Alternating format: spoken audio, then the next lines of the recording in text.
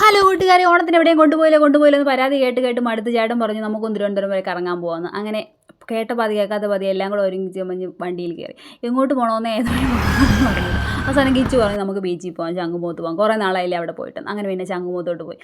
വണ്ടിയിൽ ഇരുന്നപ്പോഴത്തേക്കും ഒന്നും അറിഞ്ഞില്ലായിരുന്നു. ഇതിൻ്റെ പൊന്നേ കാറിൽ നിന്ന് ഇറങ്ങിയപ്പോഴത്തേക്ക് എന്തൊരു ചൂട്, എന്തൊരു വെയിൽ. ഈ വെയിലത്താണല്ലോ ബീച്ച് വന്നതെന്നുള്ള കാര്യം ഞാൻ ആലോചിച്ച് ഞാനങ്ങനെ നിൽപ്പായി. പിന്നെ വേറെ പ്രത്യേകിച്ച് അവിടെ ഒന്നും കാണാനൊന്നും ഇല്ലായിരുന്നു. പിന്നെ ഒരു ഹെലികോപ്റ്റർ അവിടെ ഇരിപ്പുണ്ടായിരുന്നു. പിന്നെ അതിൻ്റെ മുകളിൽ ചെന്ന് കുറച്ച് ഫോട്ടോയും വീഡിയോസൊക്കെ എടുത്തിട്ട് നേരെ ഇറങ്ങി വെയിലത്ത് എങ്ങോട്ട് നിൽക്കട്ടെന്ന് ആലോചിച്ചുകൊണ്ട് നിന്നപ്പോഴത്തേക്കും ഒരു ഐസ്ക്രീം കടയുണ്ട്. അങ്ങനെ പിന്നെ അവിടെ നിന്ന് ഒരു ഐസ്ക്രീം വാങ്ങിച്ച് കുടിച്ച് എൻ്റെ കിച്ചു ആണെങ്കിൽ വെയിലുകൊണ്ട് തളർന്ന ആ മരത്തിന് മൂട്ടി ഇരിപ്പായി.